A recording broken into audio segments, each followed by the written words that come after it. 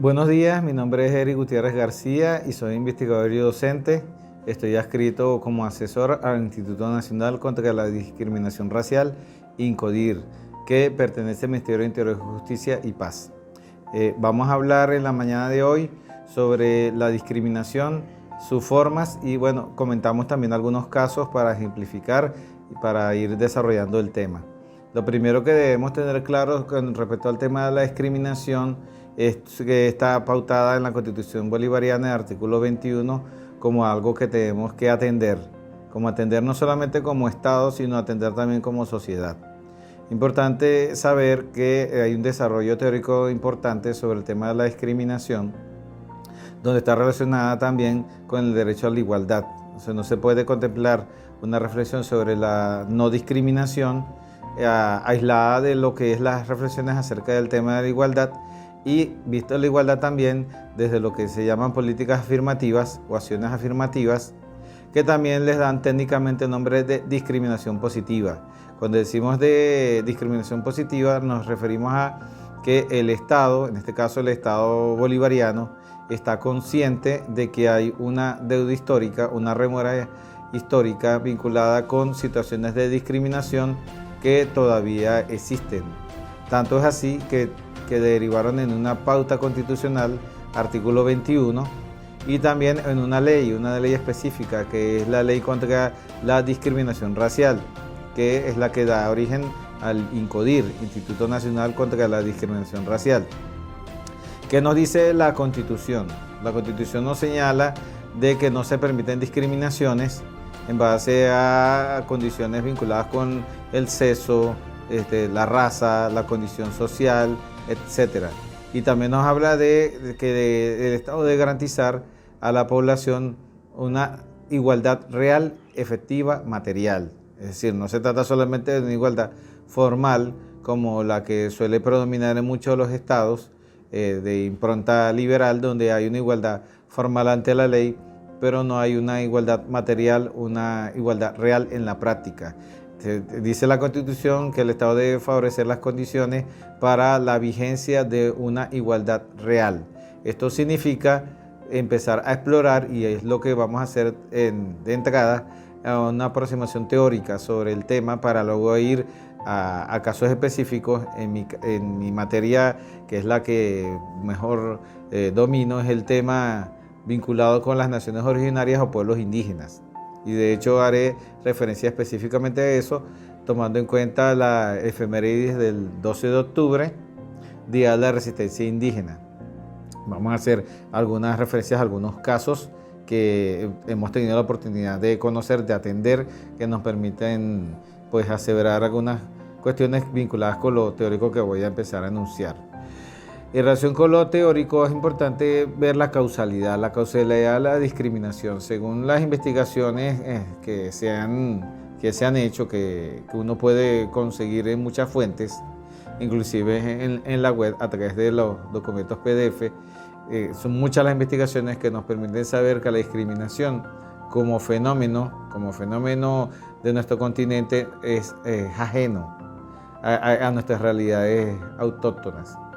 Vamos a decir que las civilizaciones anteriores a la llegada de los europeos no conocían la discriminación, conocían situaciones de etnocentrismo, que etnocentrismo significa que una cultura determina sus valores y prácticas como las mejores, pero eso no significaba una situación jerárquica de discriminación hacia otros. Simplemente se veían a los otros como diferentes, como algo que no tiene que ver con lo que somos nosotros, pero podía haber inclusive una convivencia, como por ejemplo nos consta que ha habido milenariamente entre lo que son los pueblos amazónicos venezolanos, donde tenemos una playa de naciones originarias que históricamente han convivido en un mismo territorio, en un mismo espacio. Igual en el estado de Bolívar también tenemos una playa de naciones originarias que si alguna vez tuvieron algún roce, hace milenios que lo resolvieron y aprendieron a convivir. Implica eso un respeto, una aceptación a lo distinto que es el otro. En este caso, por ejemplo, entre Yecuana, Sanemá, Pueblo Pemón o en el caso amazónico entre los Huotu Jaupiaroa y los Yecuana, y también con los Joti o los Ibi, todo es conviviendo en el mismo territorio y aceptándose mutuamente entre sí. No conocemos que hayan persistido, si alguna vez lo hubo, desapareció situaciones bélicas entre ellos. Si las hubo, las resolvieron con esta praxis que estoy señalando, histórica, de respeto a la diferencia del otro y en plena igualdad. Bueno, ese legado es el que queremos restituir, rescatar, restaurar, en palabras inclusive del comandante Chávez cuando hablaba de esto, los 12 de octubre, hablaba de eso, de restituir y rescatar. Yendo entonces a por qué se generó entonces la discriminación, bueno, tiene que ver con una situación llamada colonialidad, que es el impacto que se generó a partir de la invasión de 1492 y que generó una transformación en las culturas autóctonas que empezaron a resistir, pero también sufrieron parte de esa influencia y nosotros somos herederos históricos de esa situación. Es el legado histórico que tenemos que resolver, es la deuda histórica que tenemos que saldar y tiene que ver en este caso con un legado lamentablemente vigente de discriminación. Es decir, discriminación en este caso sería ver a otros seres humanos por ser diferentes en muchos sentidos a nosotros, los vemos en situación de desigualdad, en situación de inferioridad, en situación de subordinación, y lo vemos no solamente como una discriminación social, sino también una discriminación institucional, una discriminación que toca no solamente a las instituciones del Estado, sino a la sociedad como un todo. Por eso la Constitución nos habla de ello. Cuando habla en el capítulo de Derechos Humanos dice que eso es un deber no solamente del Estado, sino de toda la sociedad. Es decir, todas y todos tenemos que abocarnos a luchar de manera militante contra esto que en INCODIR llaman inclusive un flagelo. Nosotros lo vemos como un fenómeno sociohistórico que todavía padecemos, por eso existen hasta leyes, como dije, la Constitución, la ley contra la discriminación, que nos hablan de que el fenómeno todavía existe y tiene sus niveles, por supuesto, de incidencia, de gravedad, que es importante atender de manera urgente, porque como dice el mismo artículo 21 de la Constitución, esos son sectores vulnerables, nosotros preferimos decir vulnerados, que deben tener atención prioritaria. La primera lucha contra la discriminación es darle prioridad a la vigencia de los derechos y garantías de estas poblaciones. Cuando decimos estas poblaciones, nos referimos no solamente a los pueblos autóctonos, lo que llamamos pueblos indígenas, sino también a la población afrodescendiente. También nos referimos a la población migrante, muy diversa, que desde muchos continentes o de este mismo continente han venido a este territorio que ahora es Venezuela a vivir con nosotros. Entonces todas estas situaciones generan esa percepción de la diferencia, y esa diferencia no tiene que ser necesariamente convertida en desigualdad, pero en la práctica todavía eso es lo que vemos y lo vemos de manifestarse de muchas maneras. Entonces es muy importante esta aproximación porque tiene que ver, como dije, con un impacto del colonialismo y de los distintos tipos de colonialismo, de los neocolonialismos, de los endocolonialismos, y en este caso también con sus derivados como los racismos y los endorracismos, también con las situaciones de xenofobia que pueden existir. Todo eso forma parte del fenómeno de la discriminación y por supuesto tiene sus elementos graves que serían las violencias, los diferentes tipos de violencia, desde las violencias físicas, las violencias implícitas, las violencias psicológicas, las violencias económicas, las violencias simbólicas, todas estas que digamos en conjunto afectan gravemente la situación humana de las personas que la están padeciendo, y justamente se trata de una lucha por la dignidad humana de las personas que sean diferentes o distintas. Insisto, no, están las poblaciones autóctonas, también están las afrodescendientes, los migrantes, pero también están las personas con discapacidad, están las personas con sexodiversidad, la población sexodiversa, está por supuesto todo el colectivo de mujeres en su diversidad, porque hay todo tipo de situaciones diferentes en relación con las mujeres, pero también como conjunto son discriminadas por un patriarcado y un machismo vigente, terriblemente vigente, que debemos enfrentar, no solamente por un asunto legal, sino por un asunto cultural. Necesitamos transformar esa cultura, hacer realmente una auténtica revolución cultural que empieza en cada uno de nosotros y cada uno de nosotras, porque forma parte de una decisión de uno darse cuenta de que elementos de la conducta de uno, conscientes o inconscientes, están actuando, están actualizándose en nosotros, en nuestra conducta, en nuestra mentalidad, inclusive en nuestro actuar, si se quiere, cotidiano, porque hasta en los chistes que hacemos vemos la discriminación, vemos el racismo, vemos la xenofobia. De hecho, normalmente la mayoría de los chistes que la gente hace son para burlarse de alguien que es distinto, sea un homosexual, sea un extranjero, sea una mujer, sea alguien distinto a lo que somos.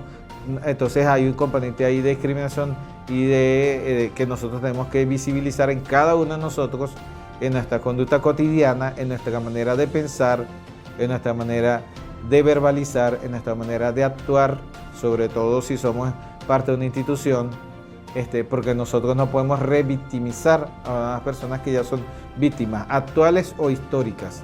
Cuando digo actuales, es de una situación coyuntural que estas personas están padeciendo en un momento determinado, víctimas posiblemente de una situación de violencia que están sufriendo en su entorno personal o producto de una relación con las instituciones, sino también es producto de un hecho histórico, como vengo mencionando. Hay toda una génesis diacrónica del fenómeno que se viene arrastrando y que nos corresponde como deuda histórica saldar. Nos toca a nosotros resolver eso. Dicho todo esto de marco, que viene siendo como conceptual o teórico para abordar el tema, voy directamente con énfasis en el tema de los pueblos indígenas o naciones originarias, algunas situaciones de discriminación. La primera discriminación, a mi manera de ver, es separar los derechos, porque forma parte de una racionalidad moderna impuesta eurocéntricamente, el querer fragmentar ámbitos de la realidad. El pensamiento moderno es un pensamiento fragmentado, y en la medida en que nosotros hemos asumido ese legado de manera consciente o inconsciente, fragmentamos la realidad. En el mundo indígena la realidad no es vista de ese modo y sus derechos tampoco deben ser vistos de esa manera fragmentada, porque si lo hacemos, eso es un primer acto de discriminación. Entonces, cuando vemos los derechos indígenas, debemos verlos en forma holística, en forma integral, si no queremos discriminar. Eso quiere decir que todos los derechos que tienen los pueblos indígenas, sean derechos civiles, derechos políticos, derechos económicos, sociales, culturales, ecológicos, ambientales, etcétera, todos esos derechos deben ser vistos en forma interdependiente, en forma integral.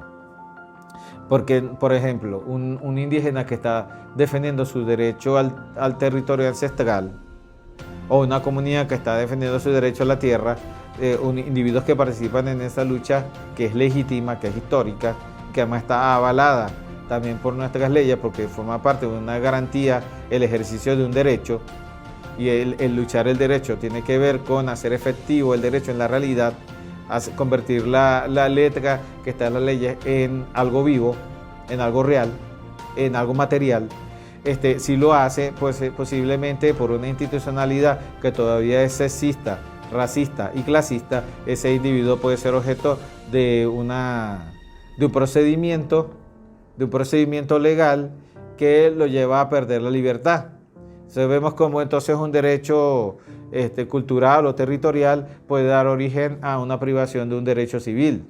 Entonces es importante ver una cuestión con otra, porque cuando uno atiende casos, por ejemplo, de indígenas privados de libertad a lo largo de décadas pasadas, nos dimos cuenta que todo era por una lucha por el territorio, o por una lucha por la cultura, o una lucha por lo que ahora llamamos lo ecológico. Producto de ese entorno estructural hay una situación coyuntural, es decir, una lucha histórica da origen a una situación de la violación del derecho de una persona, quizás por un acto arbitrario de alguna autoridad.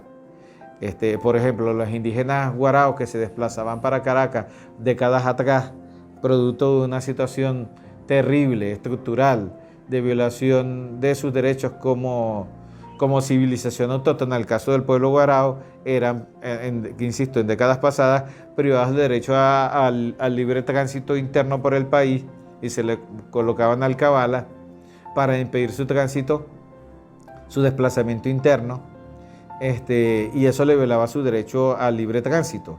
Pero fíjate que esa violación del derecho al libre tránsito está vinculada con una cuestión previa de carácter estructural, por poner un ejemplo. Entonces, hecha esa aclaratoria sobre que los derechos no podemos separarlos a menos que sea con fines pedagógicos, que es lo que yo pienso hacer, a fines de poder ilustrar las diferentes situaciones, podemos empezar diciendo que el primer derecho que se puede violar, en este caso a individuos, hombres o mujeres, inclusive otro género, que provengan de una nación originaria, es el derecho a la identidad, que está muy vinculado al derecho a la diferencia.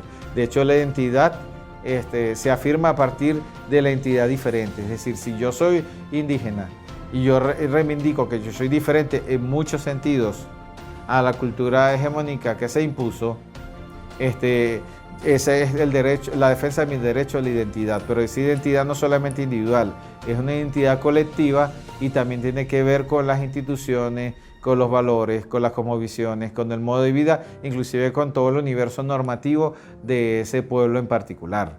Por ejemplo, la violación del derecho a la identidad implicaría, entre otras cosas, la negación de que los indígenas tengan lo que la ley llama la Declaración Universal de Derechos Humanos de los Pueblos Indígenas, o la misma Ley Orgánica de Pueblos y Comunidades Indígenas llama sistemas jurídicos o derecho propio o derecho indígena. Cuando decimos eso, por ejemplo, lo que queremos decir es que existe un derecho guayú, un derecho guarao, un derecho guayquerí, un derecho comanagoto, un derecho ayamán, un derecho yupa, un derecho yanomami, un derecho wotuja, etc. Si nosotros decimos que eso no existe, estamos negando también la identidad. Estamos negando el derecho a la diferencia, el derecho a la identidad está negado también allí. Entonces, el no reconocimiento de esa distintividad, sea a nivel individual o a nivel colectivo, forma parte de un hecho discriminatorio, que en este caso es violatorio de varias normas establecidas por el mismo Estado venezolano y que están vigentes. En el caso del derecho a la identidad, es cuando nosotros decimos arbitrariamente los que no somos indígenas, los que estamos en las instituciones que no son indígenas y que además nosotros mismos fenotípicamente no somos indígenas, decimos, no, ese individuo no me parecía a mí indígena. Yo no creo que ese individuo sea indígena. Si yo agarro y digo eso de manera unilateral, yo estoy siendo discriminador, porque yo no soy quien puede decir o no que una persona es indígena. Quien lo debe decir es su propio pueblo o su propia comunidad. Es el derecho de autodeterminar quién es integrante o no de ese pueblo o de esa comunidad. Son los mismos indígenas los que pueden decir quién es indígena y quién no, y quién es miembro o no de esa comunidad. Y ustedes dirán, ¿y eso cómo puede ser un hecho discriminatorio? Bueno, tenemos casos como el de las Cariñas de Guamo, que en la década finalizando la década de los 80, empezando los 90, el Consejo Municipal de Maturín dijo que le parecía que los indígenas de la comunidad Jesús María y José de Aguasay no le parecía que ellos fuesen indígenas, les parecían criollos, les parecía que ya no eran indígenas y por lo tanto eso no era comunidad indígena y por lo tanto la tierra de la comunidad era un ejido municipal y tomó de facto esos terrenos para luego negociarlos. Bueno, los indígenas tuvieron que introducir un recurso de amparo en la antigua Corte Suprema de Justicia para poder hacer valer sus derechos históricos y en ese momento sus derechos a la tierra de esa comunidad. Y ahí vino otro acto discriminador. Se hizo al final justicia, pero después de 5 años. Después de 5 años, fíjense, un amparo constitucional. Entonces, otro hecho que genera discriminación es la postergación. La postergación de decisiones administrativas, de decisiones legislativas y de decisiones judiciales. De decisiones administrativas porque nosotros sabemos, los que hemos estudiado derecho, que la ley establece unos lazos para dar respuesta a la ciudadanía cuando ellos hacen un escrito basado en el derecho de petición. Es decir, cuando la ciudadanía, un ciudadano o ciudadana, hace una solicitud a un ente público, sabemos que hay un lazo muy perentorio para dar respuesta. Si nosotros dilatamos esa respuesta, estamos cayendo en una falta administrativa que está además lesionando derechos humanos. Y sabemos bien por lo que dice la Constitución que eso es inexcusable, que eso es violatorio y por lo tanto ese acto administrativo es nulo o tiene un vicio de nulidad. También podemos estar en un acto discriminatorio si postergamos a nivel legislativo leyes que son necesarias. Tenemos algunas leyes como la ley de coordinación de la jurisdicción indígena con la jurisdicción ordinaria y vemos que está, digamos, en rémora. Eso es un acto discriminatorio, como también puede ser la ley de educación indígena. Hay varias leyes que están allí y no entran en la agenda legislativa. Eso es un acto discriminatorio porque los indígenas tienen la necesidad de que eso se convierta en vigente. Uno de las rémoras que tenemos está en la disposición transitoria de la Constitución bolivariana, cuando nos señala el tema de la demarcación.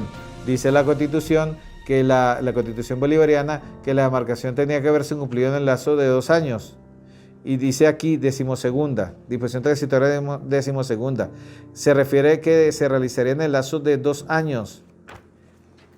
De 2 años, de la Constitución 99, 2 años. O sea que para el año 2001 tenga que haberse cumplido. Tenemos 20 años de demora en esto. Y cuando hablamos de demarcación nos referimos no solamente a demarcación por comunidades, que es lo que se ha hecho, sino demarcación por pueblos. No hay una sola de demarcación o título por pueblos. Tenemos títulos por comunidades. Entonces eso entra también dentro de una rémora que entraría dentro de una discriminación histórica también.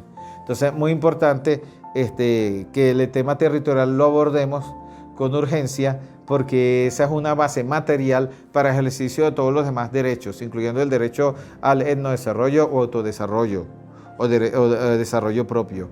Tenemos por supuesto la ley de coordinación, porque no hay nada más discriminatorio que tener indígenas que están siendo privados de libertad, aplicando de manera discriminatoria al Código Orgánico Procesal Penal, que inclusive tiene beneficios que tampoco se aplican. Inclusive tenemos la LOSI, que también tiene unos procedimientos que tampoco se están aplicando, como el del informe socioantropológico, y aplicamos la ley que se le aplica a toda la ciudadanía venezolana indiscriminadamente, que es el Código Orgánico Procesal Penal, como si los indígenas no tuvieran leyes específicas, varias leyes vigentes con varias normas que establecen primero que la privación de libertad debe ser la excepción, no la regla, y luego que los indígenas deben ser juzgados según sus propias instituciones, en este caso su justicia indígena, según su derecho indígena propio, por la comunidad o por la autoridad legítima de la comunidad que hace funciones de tribunal indígena. Son los casos indígenas que están en la LOS y las normas que se deben aplicar porque son ley de la República, y el no hacerlo es también un acto de discriminación. Entonces, bueno, estos son algunos elementos que permiten señalizar cómo nosotros vemos en la práctica la discriminación, que no siempre es sutil. El hecho de que sea de todas maneras sutil no significa que sea menos grave, pero sea sutil o no, nosotros tenemos la obligación de transformar nuestra realidad cultural en general, nuestra realidad en la cultura jurídica nuestra realidad inclusive legal, para nosotros construir un Estado nuevo, multicultural, intercultural, pluricultural, donde estén vigentes los derechos humanos de los pueblos indígenas y de los integrantes de cada uno de estos pueblos. Es importante, para finalizar, que tengamos presente que hay una norma constitucional que muy pocos conocen, que es el artículo 100, que nos dice que las culturas originarias constitutivas de la venezolanidad, donde entra la afro-venezolanidad, pero también la indianidad, tienen igualdad respecto a otras. Implica una igualdad en la diversidad, una igualdad en la sociodiversidad. Es decir, somos un país rico y diverso. No existen culturas superiores ni inferiores, ni avanzadas ni subdesarrolladas, ni atrasadas, ni altas ni bajas. Todo eso forma parte de esquemas coloniales que tenemos que buscar trascender. Entonces el llamado es a descolonizarnos, y no solamente a descolonizarnos, sino también a transformar nuestro Estado para eliminar todos los resquicios que arrastramos de carácter clasista, de carácter burgués, de carácter sexista, de carácter patriarcal, de carácter racista, que todavía perviven no solamente en las instituciones, como parte de un racismo estructural, que es un legado que tenemos que ir deshaciéndonos de él, sino también como parte de algo que está vigente y que termina afectando en lo cotidiano a los ciudadanos y ciudadanas no solamente de los pueblos originarios, sino también a los afrodescendientes, a los migrantes. Y bueno, nos toca como institución y también como sociedad enfrentar eso para ir construyendo un nuevo Estado. La Constitución nos habla de refundar el Estado y bueno, estamos en eso. Alguien dirá que eso es difícil, precisamente porque es difícil, no tenemos tiempo que perder. Tenemos que empezar desde ya, pero tomando conciencia, insisto, no solamente de lo que nos toca como instituciones, sino lo que nos toca a nivel personal, porque la primera transformación para salir de la discriminación es personal. Tenemos que identificar hasta qué punto lo somos y tomar una decisión certera, efectiva, intencional de transformarnos a nosotros mismos y transformar nuestras instituciones para tener un mundo digno, un mundo mejor. Y bueno, con eso lo dejo hasta acá. Bueno, en las posibilidades que puede haber interactuar a través de rondas de intervenciones, bueno, podemos complementar alguna otra cuestión de interés para ustedes. Y bueno, muchas gracias y bueno, cuídense mucho. Tenemos que todavía la situación del COVID y bueno, tenemos que cuidarnos entre todos y entre todas. Gracias.